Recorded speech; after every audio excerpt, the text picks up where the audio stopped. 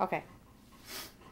Well, it started about 5 o'clock in the morning. Me and Ted got up, and all these guys, there's a group of, I don't know, 15, 20 guys, and they all have nicknames. And the guy I was riding with was Croaky, and the guy that Ted was riding with is Sandman. Sandman. And we headed out about 5:30. I went with Kuroki and checked 6 baits, and all of them were hit. And Ted and Sandman were driving down the road, the logging road, and one of the dogs, each vehicle or each group of guys there, they have 5 dogs. They're a little bit bigger than a beagle. They're a blue tick or gray walker. And me and Croaky were driving down the road, and Sandman called and said, "Hey, I got a rig here." And what a rig is, if you could be going, say, 30 or 50 down the road, and if those dogs smell any kind of bear trail or anything there, the dogs will get on a rig. So Sandman called up Croaky. What do the dogs do when they rig up? Oh, they howl. It sounds like a pack of hound dogs just howling, and I mean just real loud. And then Teddy and Sandman were in the truck and Carrie, and Sandman called up Croaky and said, "Hey, I got a rig here. Why don't you come out and check it?" And so we met up, and now we got about 10 dogs, and they're just all howling because there's a big rig. So they're walking around, and they found about a 3.5-inch bear pad, or 4, close to 4.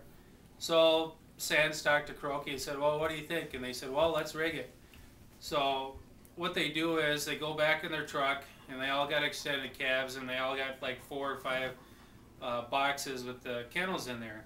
And I took 1 dog, Croaky took 2, and then Sandman took 2, so you can have 5 dogs on a rig. And with the new modern technology that they have GPS, and you can have as many GPS as you want on a GPS handheld. And what they did is they hooked up 1 dog, put the GPS on it, and they let him go, and then they let 3 other ones go. And there was the young ones, which they let the young ones go last to try to catch up so they can build its strength in that. So Croaky's watching his GPS. He's going, okay, 200 yards, okay, 300 yards, okay, 800 yards, okay, 900 yards. And the dogs are just full bore, and all you do is hear them going through the woods. And that's all you hear going through the woods, is echoing all over. So then, what happened, Ted? What happened, Ted? So then what happens there is the guys, they all have Motorola walkie-talkies. They got them in the truck, and they got the handheld ones for walkie-talkies. And they start going, and they start following the dog with the GPS, and the dogs are going in circles, running all over. And so now they start calling their buddies, and next thing you know, we got 10 trucks on this 1 bear. They don't really know how big it is yet, but they're following it, and this is at 7 o'clock in the morning when we got on a rig. So now it's about 8:30 or so, and we lost the dogs.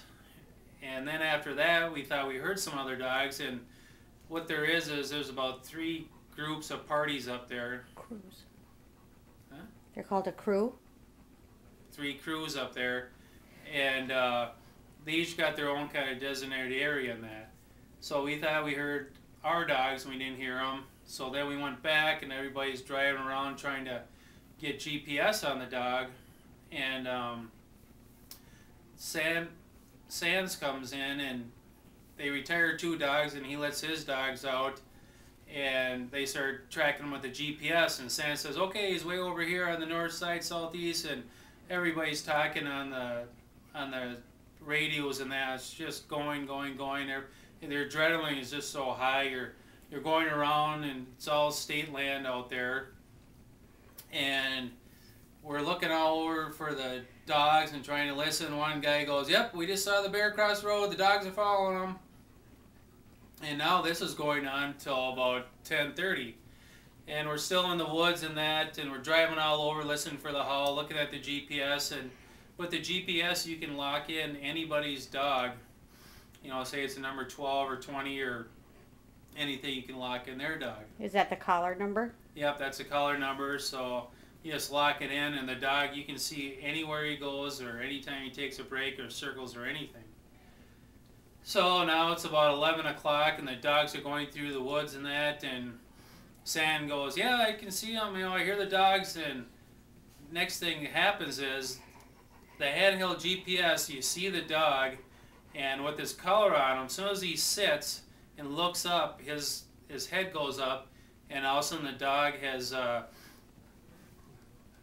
bear is up in the tree now. So you can see the shape of the dog on the GPS? Yep. So it's little dogs, and you can see them running north, south, however. And now the dogs have got the bear in the tree, and now they're just howling crazy. And we pulled into the forest. We couldn't go any farther. We got stuck in trees going around them, and there was a big tree where we couldn't get it. So then we had to get out. It was myself, Teddy, Carrie, Croaky, and Sandman. So then what happened after that, Ted?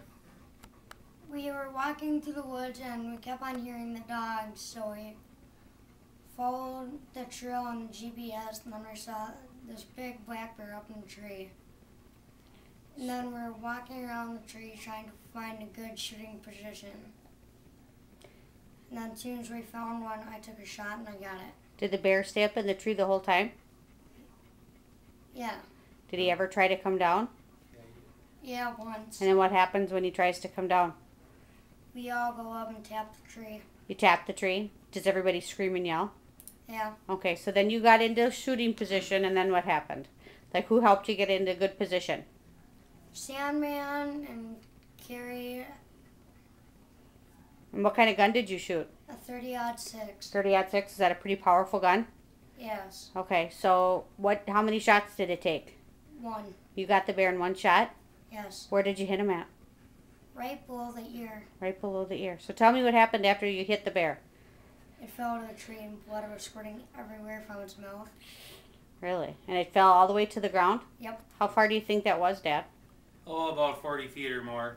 Wow. It was way, way up there. Okay, so then what about the dogs then, Ted?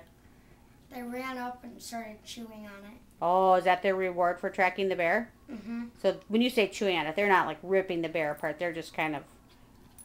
They're hard chewing on it. Okay. All right, so then what happens? So then after that, all you hear is the dogs just howling, howling, howling. And there was this one guy, his name was Jogo, and he had an older Chevy pickup, 3/4 ton. I was painted camo and that thing went in through anything.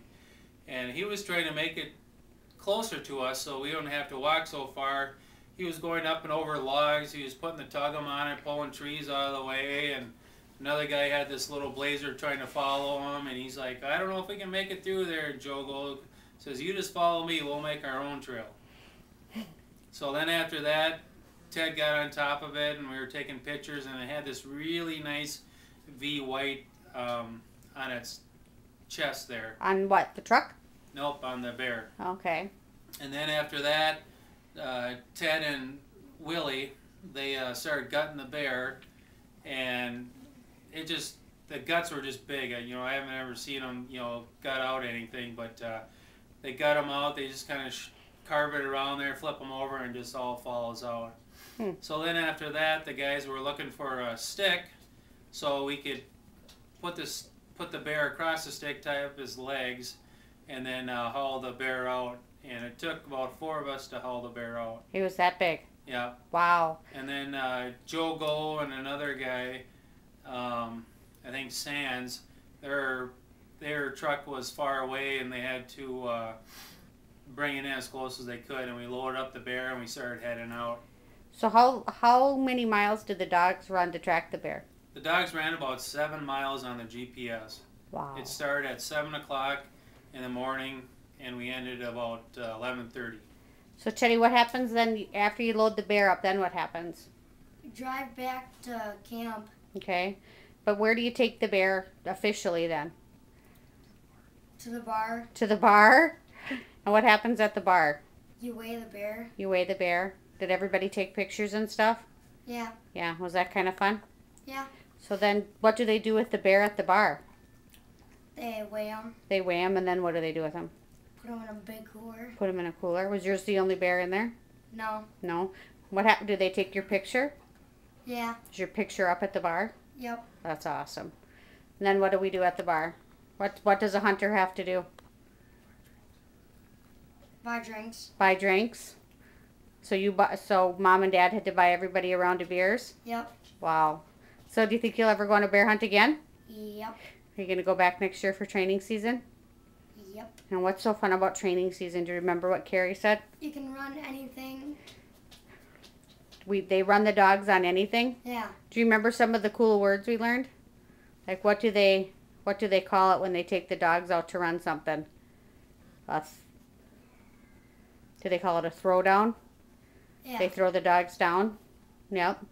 What is it when the dogs all howl in the back of the truck? What's that called? A rig. Yep. And what is it called when the bears swats at the dog? Remember, this is kind of a weird word. They call it barked up. The dog's all barked up. Did you Yeah. ever hear Bart or any of them saying that? Yeah. Yeah. So which dog did you love the best? Duke. Duke.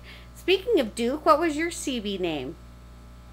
The Duke. You were the Duke, weren't ya? All right, what do you say to Carrie and Brian? Thank you a lot. Thanks a lot.